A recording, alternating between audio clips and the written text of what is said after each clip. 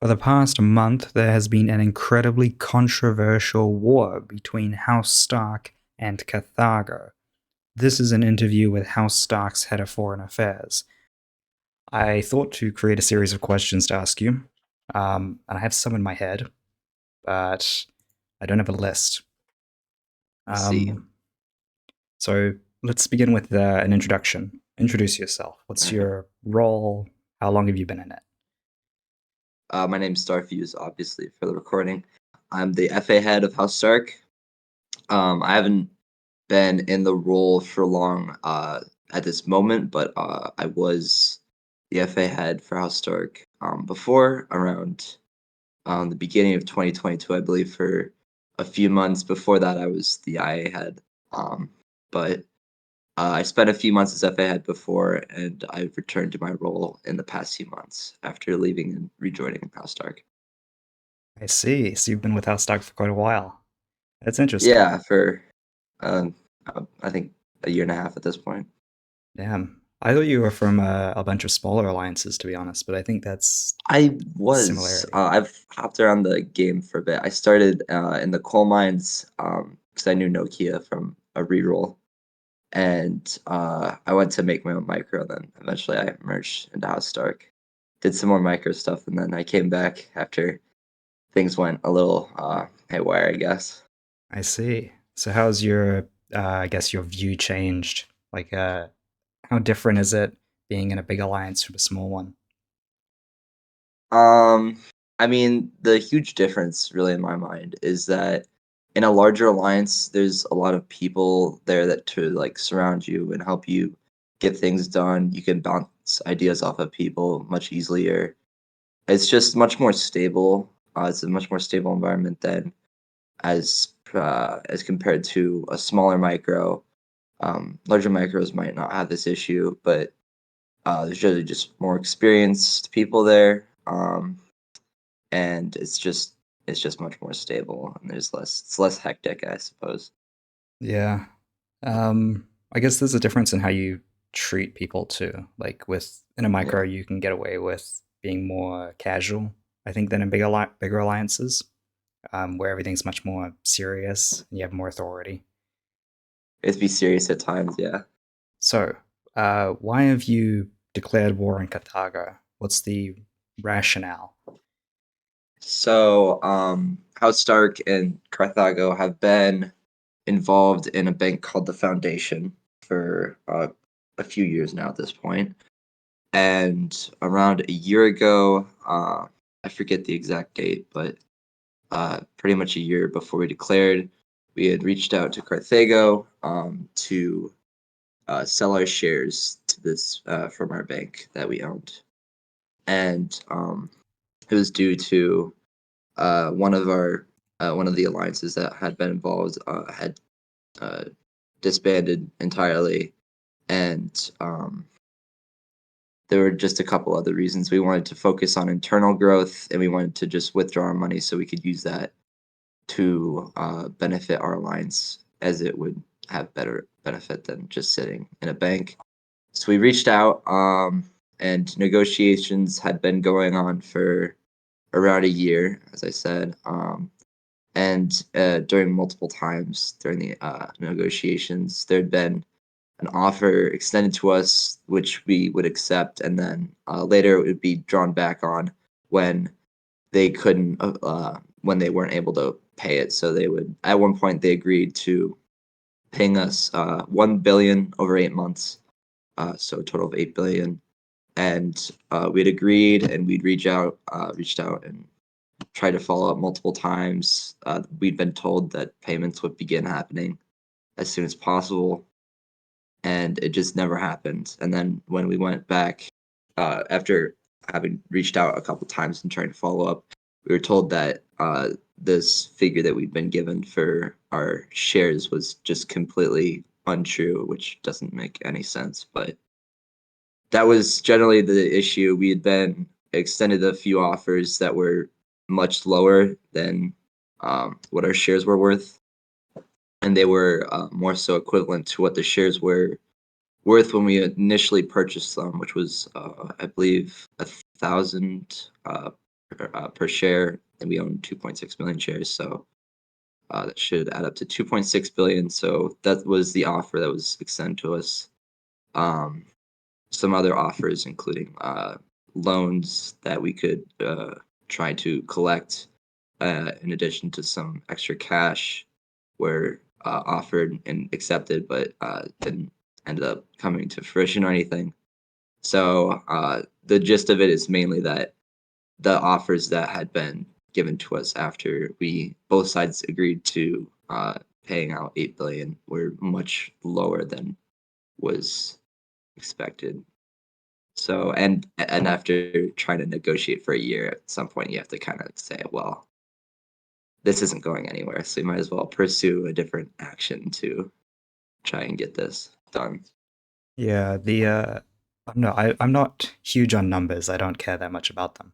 But That's it fair. was really interesting to see the progression of the foundation bank because when it formed, each of you, yeah, invested I think 2 or so billion, and there were there were three parties, Yeah. um, House Stark, Carthago, and Order of the White Rose, and the bank valuation went from like 8 billion or 6 billion to 20 in like 6 months. It was crazy how fast it grew, and then you guys went your separate ways after a while. Order of the White Rose exploded, Yeah. and no one knew what was going to happen with it. It faded from people's memory. Um, so yeah, to see all this come out of that, it looks very strange from the outside. Yeah, it's a very unusual war, I think, in that way. I don't think we've seen a war over banks in a few years, at least no major war.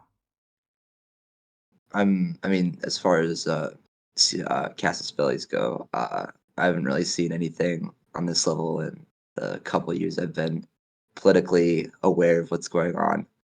Mm. It's definitely refreshing. That's another thing that we were excited to do is to try and bring back the importance of a CV in a war because over the last year, it's mostly just been, you know, you're growing too fast or you have high tier consolidation, so we're gonna hit you.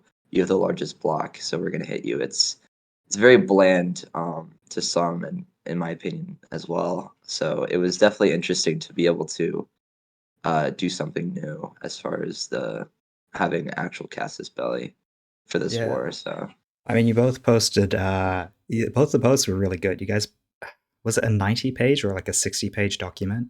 It was really uh, long. we had I think it was 10 pages, but we had around like 80 different we had a timeline of events which include like 80 different events, and we had like 50 screenshots which took a while to put together, but it was definitely nice to have all the events laid out in a fairly ordered manner to be able Yeah, to just see that.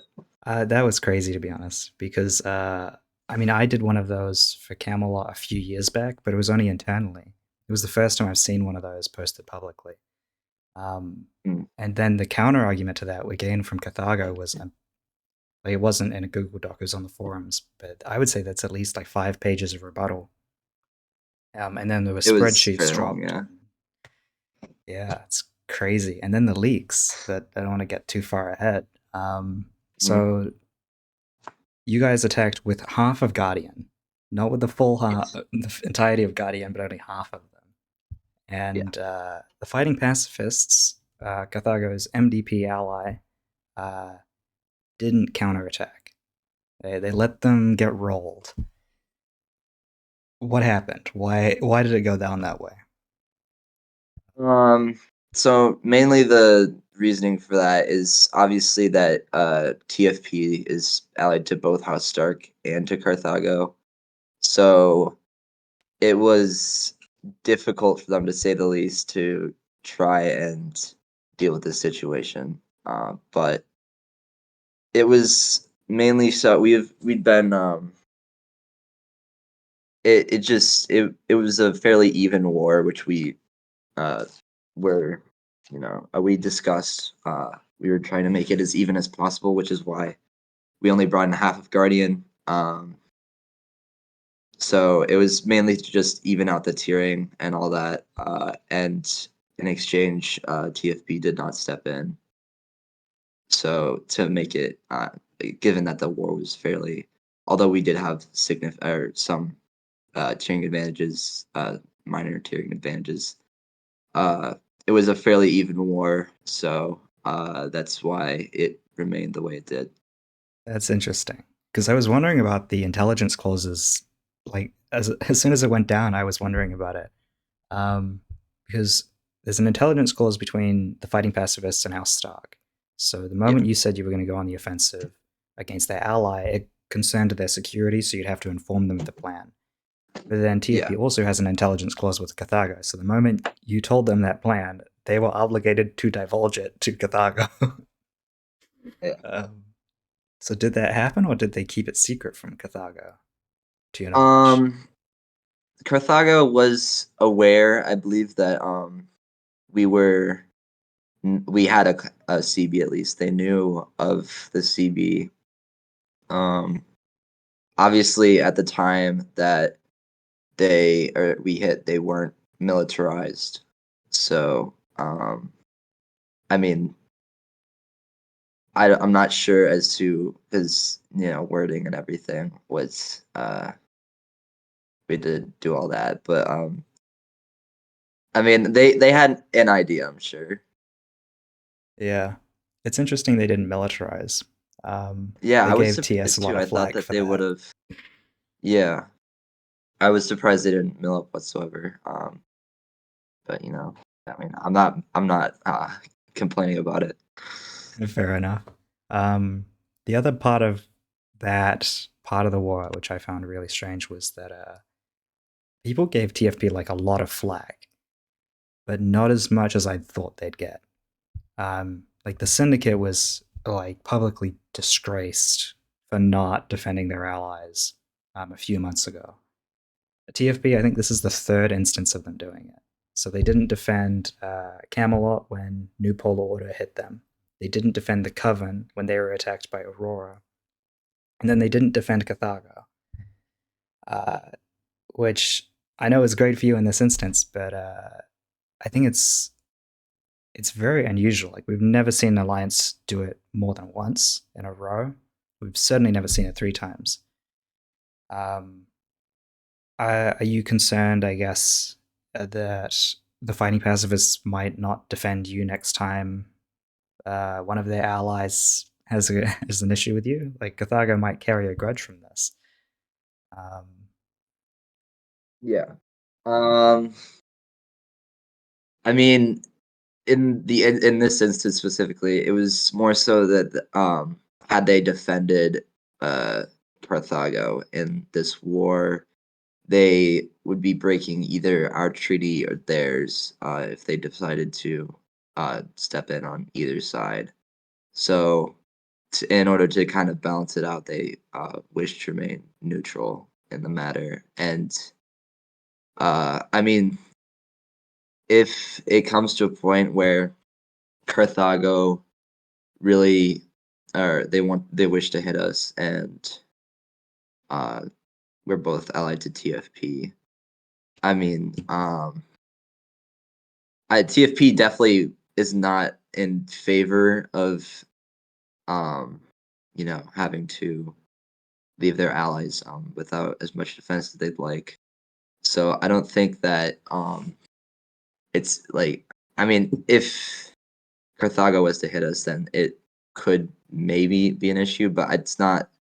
I don't think it's their fault particularly that they aren't able to step in. I think um, it's just a very strange situation that it happened to them three times, and they're a bit unfortunate with how it went.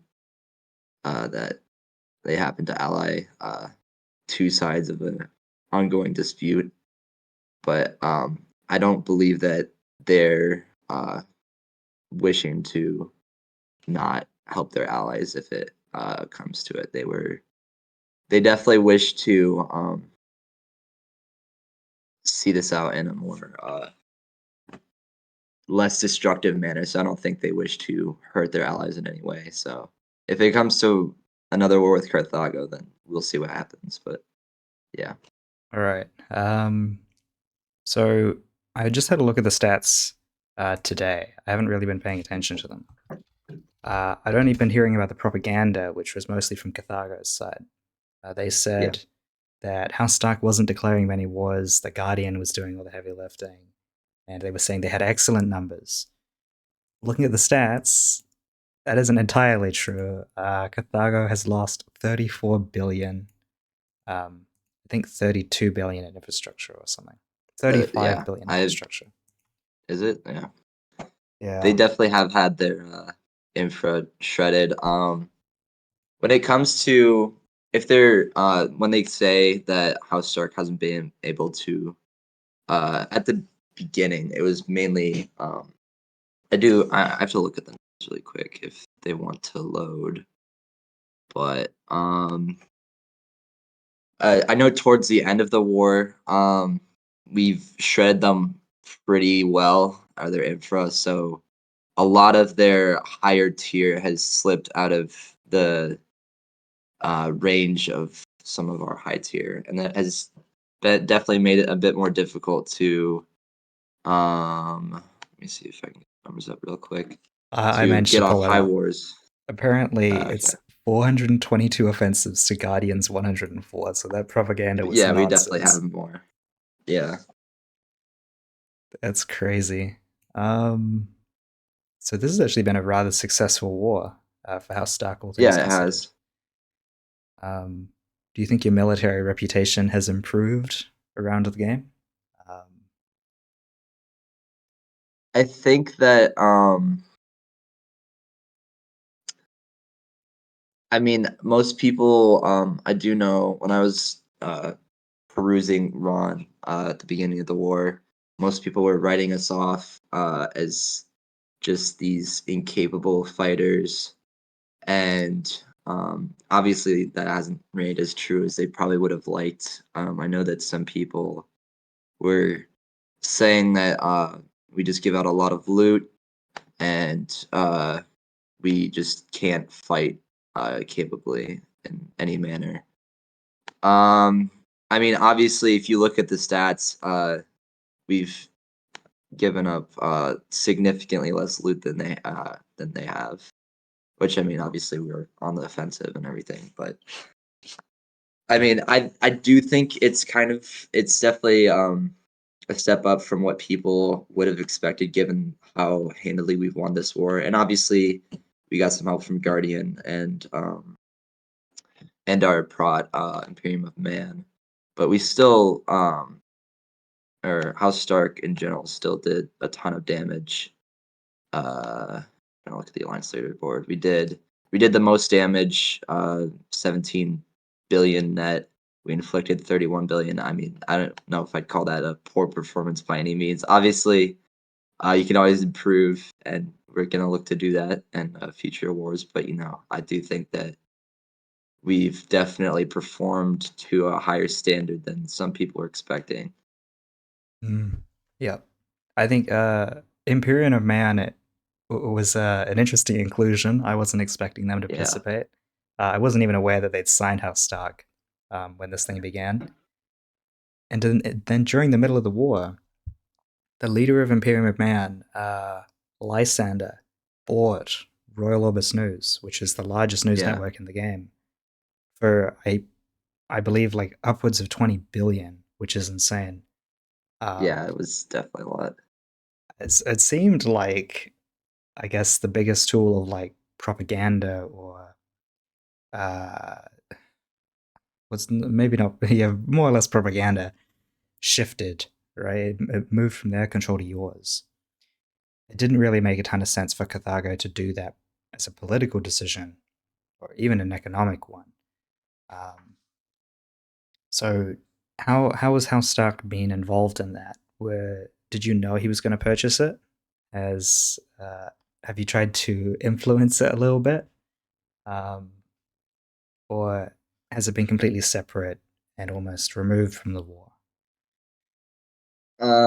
So in general, I mean, I'll just say it now, but we weren't aware of this move when it happened. I think it was more so it wasn't uh, an Imperium of Man decision, but more so just Lysander himself. Given that I don't think that Imperium of Man would have spent that much money for Ron, but I mean we weren't informed of it before it happened. It's definitely interesting to have someone who's close to you or an ally of you to have um, larger control of a news network the size of Ron. We haven't really attempted to, try to influence it per se. I mean, it is nice to be able to have someone to go to though if we want access to like the debate floor or something. It makes it a lot easier. I mean, the server is still, I'd say, filled with uh, a lot of people from Carthago, so it's not like they've given up all control per se. And Krampus still is a director. It's not like he has no say whatsoever over the news network. It was definitely an interesting move, though. I will say that we were not expecting it, but I mean, it was definitely an interesting move. That's all I really have to say about it. Fair enough. Are you a little bit annoyed though that well, I mean, he gifted them probably more than 20 billion. That's most of their Yeah, rebuild. it was. Is definitely. I wouldn't say I'm annoyed per se. It was not. Yeah, I just wasn't expecting it. It definitely will help them with their rebuild. I'm sure, given that we damaged them like 50 billion, and yeah, that's pretty much All right. most of it. But uh, I guess I can't really get mad at him for wanting to pursue something for himself.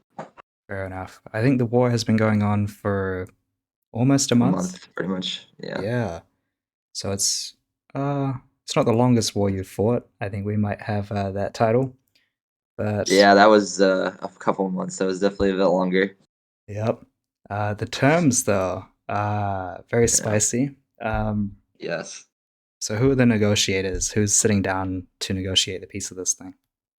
So on our side, it's been myself. On their side, it's been Piggy mostly. Uh, I mean, just through DMs, it's been the most reasonable or just the most progress is being made on that front normally versus trying to do it. I know it had been floated that some people wanted public negotiations, etc. Uh, I mean, that's not going to happen, but it's just been mainly Piggy and myself from both sides. So that's yeah, that's how we've been trying to negotiate this. I'm sure Davith is infuriated. When we were fighting our war, then he would constantly barrage me with like Hamilton quotes to be in the room where it happens. Um, in a way, I think he removed himself from that room. So it was originally held in, I believe, a Carthago embassy with presumably Davith, Piggy, Krampus, and you, Ataxia, and the rest. But Mhm. during negotiations, things broke down, and not Krampus, Davith leaked your peace terms and a bunch of other stuff. Yeah. Uh, what did I get wrong? How far am I off? So what happened is when we wished to begin negotiations, we reached out to Piggy, um, and we gave the terms, and then obviously there was a bit of discussion when we did that, and then um, we told them that we were fine with negotiating these terms down, given that they were just initial terms and we weren't looking to set them in stone or anything. So we gave them the terms. They seemed a little bit upset at that or at what the initial terms were. And we said, if you're upset with them, you're free to negotiate. I didn't hear anything back. And then I do know that we had a couple allies reach out to us and just other people who had said, hey, we saw the terms and they're a little rough, to say the least. And we're like, well, and then later on the night, there was an announcement put out to their FA server by David, and it was essentially just a mirror of the forum post that went out the day after is pretty much word for word. So that's pretty much what happened. Is we'd heard a bit from them. They reached out to Guardian to try and give us something to work with. It wasn't a whole lot, but that's pretty much all we heard from them that night. Before they leaked, they didn't really reach out to us whatsoever. But um, that's pretty much what went on. I see. So there was no embassy discussion. I got that wrong. There was, I do believe, David contacted me in order to establish an embassy, and there'd been a bit of back and forth. I was a bit tentative, given that they wish to have, I believe, like 13 people in this embassy, and I mean, it seemed a bit excessive, but eventually I was willing to, work with it. But David had unfriended me before I was even able to accept the term that he wished to push. So that made it a bit more difficult to communicate. And then there was just some more breakdowns in communications. People And were then the leaks blocking each other. happened. Yeah, it was, yeah. That's fun. It reminds me of negotiating with both Carthago and House Stark. So we could get into the terms. Um, I'll pull them up from the forums. I imagine they've changed Yeah. considerably. So Yeah, this they will be have. interesting. Actually, I'm looking at the embassy. That we'll just use that. So surrender of Carthago to House Stark. Carthago will post their surrender in a separate thread prior to House Stark posting the peace thread. So you're going for total surrender. It's Mm, interesting. No new wars will be declared. Payment of a total value of shares to House Stark at last reported share value, 8.4 billion. And then another 8.4 billion to Legion. So that's the most controversial part of these peace terms. In essence, mm, that's not even 16 billion, that's 17 billion worth of reparations. yeah. That is unprecedented. We've never seen that many like actually signed away in a peace agreement. TCW gave away 20 billion to Knights Templar, but that was extortion. Um, Mm, I uh, see. TFP paid 5 billion earlier this year. We paid half of that, but they did officially. Um, so it seems like reps are coming back in a big way, or there's an attempt. Uh, so aside from getting your money back, um, why are you pushing these terms? So, as far as, our term, that's just to pursue payment that had been agreed to by both sides earlier in the negotiations. As far as Legion goes, essentially when OWR disbanded, a majority of them went to the Legion, and their shares had been dissolved in the bank, and they hadn't really seen any of the payment or just any money from those shares whatsoever. So that was basically the thinking behind it. In hindsight, we should have left it out. It was a bit short sighted on our end to write all these terms down. Obviously, we weren't looking to lock these in, and the negotiation strategy was mainly to start high and then just negotiate down so we'd get something that kind of didn't work out. But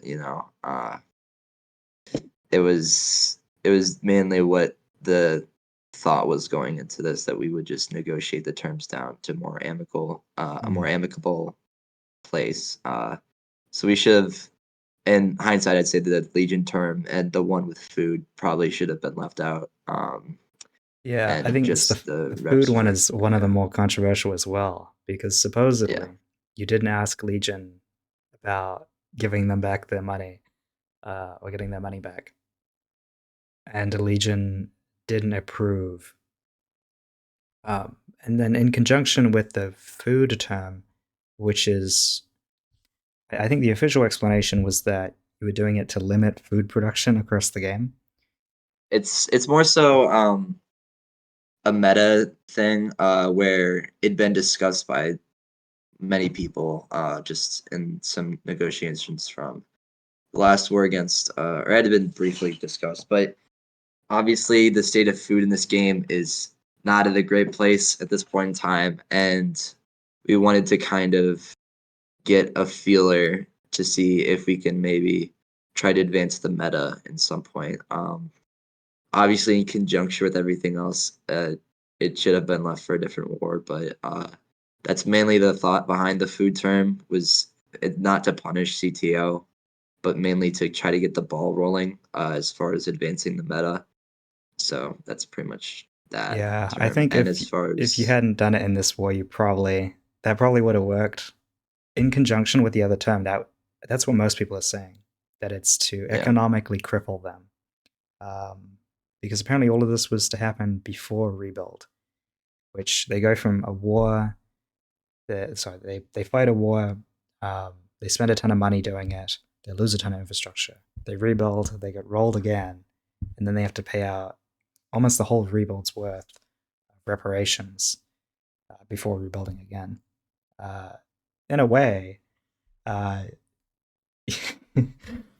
uh, you bought what's it called, Royal Orbis News, and then you destroyed almost the value of the news server. You destroyed everything they earned. Um, Now, I'm not totally on their side. I don't uh, totally subscribe to the theory that that's what you're doing or what you attempted. Uh, mm, but it's very unfortunate that you included both of them. Um, yeah. I mean, yeah, like I said, just the Legion term and the food term in hindsight should have just been left out completely. We should have asked for the reps and left in the meme terms maybe, but it yeah, just like I said, in hindsight, shouldn't have done that bad move on our part, but it really just we didn't wish to. I don't think I see why they would think that uh we were looking to cripple them, although that isn't really what we were going to do. We wish to tell them, or we were attempting to tell them that these are just initial terms, and obviously they're to be negotiated down. So I don't see how we were really looking to cripple them when we were very open and willing to negotiate these down from the start before they had leaked or anything. I know that another one of their arguments has been that we wanted to push these terms and cripple them, but as soon as they leaked, we backpedaled. We'd already told them that we were willing to negotiate these terms down if they were unacceptable to them before anything had happened, before they reached out to Guardian or leaked anything. We were completely fine with negotiating to more amicable means for both sides.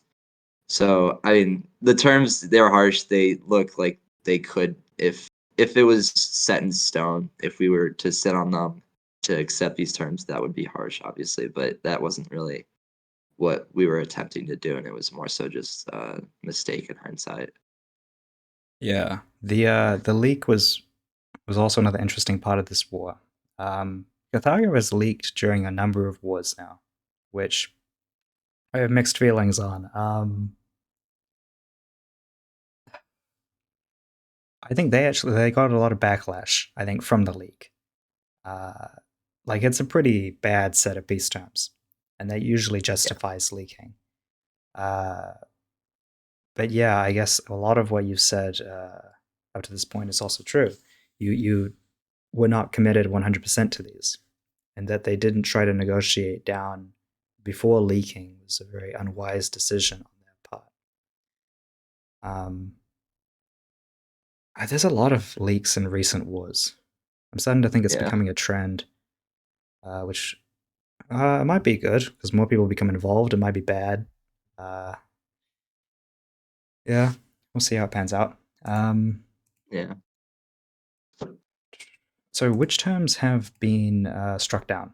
What's been negotiated out? So, yeah, so from the I believe like an hour or so after we initially pushed these terms, we received word that or we'd received through Guardian word that they weren't super amicable to the terms regarding Legion and food, and we said that's fine, we can cut those out.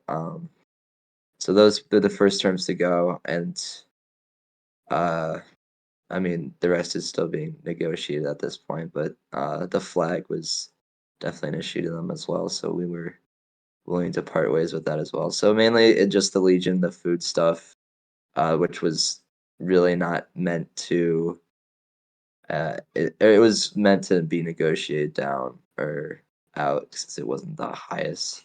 So that was kind of the first thing to be done with. I mentioned it in my response to their forum post that we already got rid of the Legion and we already got rid of the Legion term. I don't think the food term was mentioned with that, but that was also negotiated out pretty quickly. But that was pretty much what has changed, and the rest is still, we're still negotiating with them. So I'm not gonna I get see. into that. So the appeal to Guardian worked.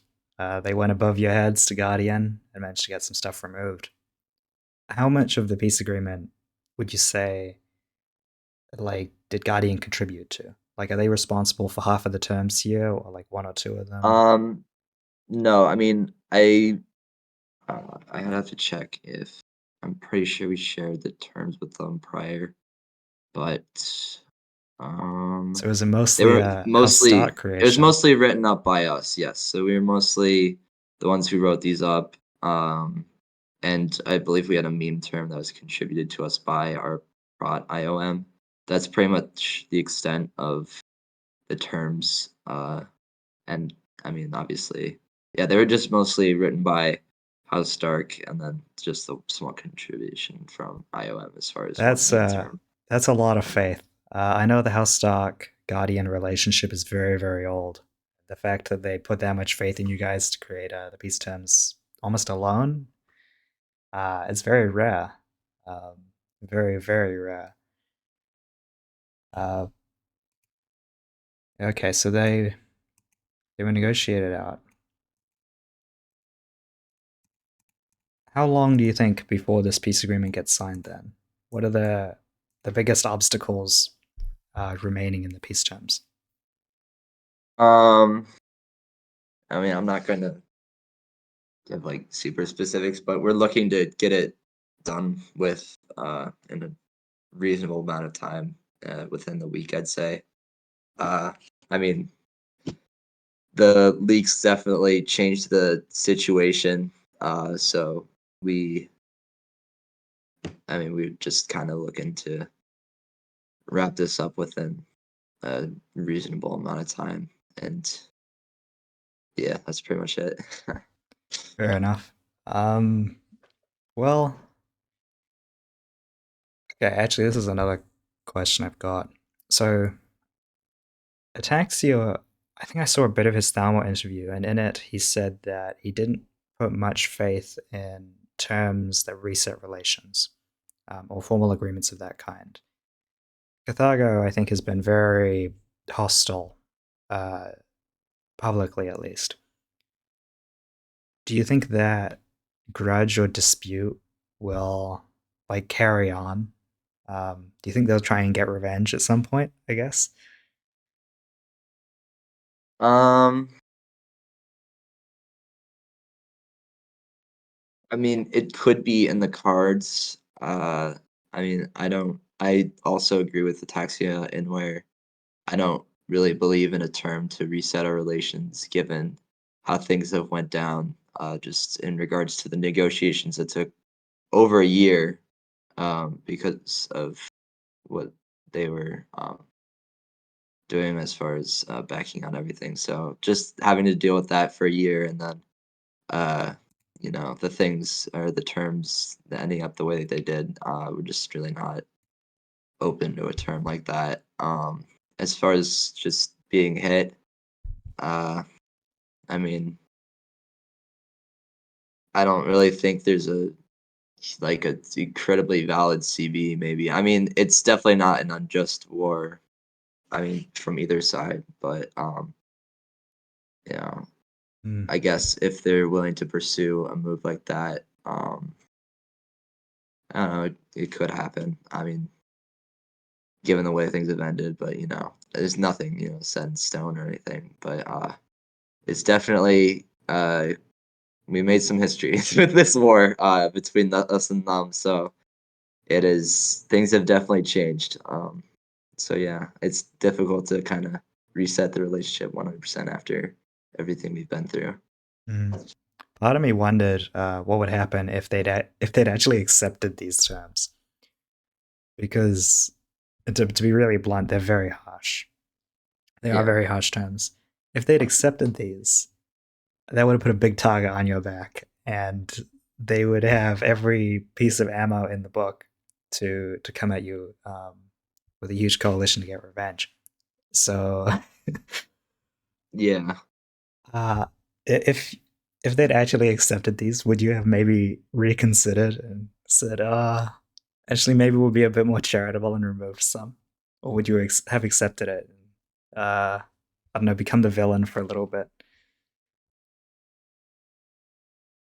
I mean, I mean, just for the atmosphere, I guess, when we were creating these, it wasn't that we wished to implement them in full by any means, because it just we didn't really see that happening anyway. What we really thought would happen is that they just wouldn't come to the table, or they would be difficult to work with, which I mean did occur. But the mindset was never to fully implement these in any way. So I don't really see why we would have pushed or been super. I mean, it'd also be very strange to see Carthago, given their somewhat larger ego in comparison to other alliances, just completely accept these terms would also be a little strange, I think, to any alliance. So I do think that we would not have implemented them full, given just the fact that we were really willing to move or some of these terms just before uh, we even negotiated with them, and we really just weren't looking to do all of them. More so, we just wanted to walk away with something instead of nothing, which was kind of the mindset going into it. So I don't really think that the terms would have been pursued All in right then. full, especially because I don't think it's in CTO's nature to just accept terms without negotiating anything. But yeah, Yeah, that's true. They are a very proud alliance. Um, yeah. has House Stark ever actually implemented terms before? That is another question Um, I've been wondering about. as far as history goes, I'm not sure. As like, I haven't read the wiki in a little bit, but I Yeah. don't think in the past few years we haven't really. In the future, we definitely look to want to make changes to the game meta. As far as terms, I personally really wish to advance the game in that way, where we can kind of get over NPO. Everyone discusses, they're like, "Hey, politics is boring. We should push more terms." But then when it actually happens, everyone's like, "Oh, well, this isn't normal." And it's like, "Okay, well, that's kind of the point. We're trying to make changes here." So I think in general, we are definitely in favor of advancing the game as far as just having more or less boring wars when it comes to peace terms. So I'm not sure. I know in the past few years, I don't think we've been super uh, pushing. We haven't really been pushing a ton of terms. We've also had a leadership change within, I think, the year, or maybe Hmm. it was a year or so ago. So that does definitely change things a bit. So I mean, and in the past, I'm not sure. We haven't really been in a position in the past to kind of push politics, because we've been mostly tied to syndicate throughout our history. But now we're kind of looking to advance the game, I guess. So maybe in the future, definitely. Thinking on it, you have actually been rather like one of the more trend-setting alliances, I guess. You guys switched to not independent foreign policy, AA but centric, yeah. well, yeah, Alliance yeah, centric. AA centric, in an entangled web, and now terms, and I'm trying to think, but there's some other stuff which you guys have been doing as well. It's actually really interesting. Yeah, you were very Yeah. much a I follower mean, of a follower alliance for a few years there.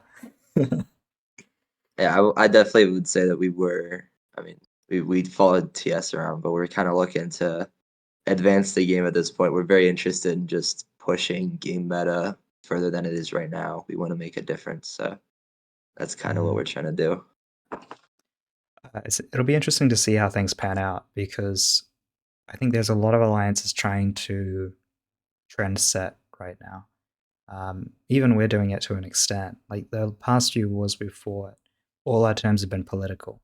Like we haven't had anything monetary or material in them. It's always like a simple statement to reaffirm our political position. Um, that contrasts very starkly with these terms. Um, yeah, it'll be interesting to see who wins out. Uh, it may not be the strongest alliance. It might not be the TKR, the Rose. It might be you guys. Um, I mean, I'm definitely not opposed to that. yeah. I mean, yeah, How do you feel how Stark's public perception has changed overall? Like we talked about the military yeah. perspective earlier.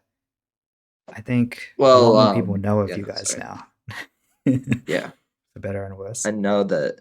Yeah, and before the war, I know that, or at least when it began, a lot of people were saying, "Oh well, this is." It was definitely a positive influence or positive PR move.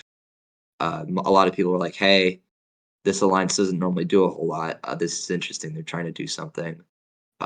Was what I heard, and we went up some. I know there's a few shows that rank alliances. We went up on a few of them. So I mean, I'd say that the fact that I don't think many people, or I would hope not many people, think that we're still a quieter alliance. I mean, obviously our past would show as such, but we're very much not the same alliance at this point. We want to make changes. We want to make things happen. So that's definitely been a positive thing to happen for us and kind of what we were looking to do. So there's that. As far as the terms go, I mean, that was kind of a step back. Uh, I know a lot of people throw around the NPO name when it comes to stuff like this, which I don't think is completely warranted. But I mean, obviously, some people are still afraid of trying to push the game back into just making reps and things uh, a bit more like commonplace. I Mm. mean, our perception has definitely changed. I'm trying to think if there's anything else that's I don't know that's really important about this conflict that we haven't discussed. Um, I mean, this war is just the beginning, I think, of trying to, at least on our end, trying to advance this game. Obviously, things could have went better, and we'll learn from that. And I think it's just one of the beginning of the big moves from our end. So I think things will change in that direction. So I guess that's what the significance of this war is.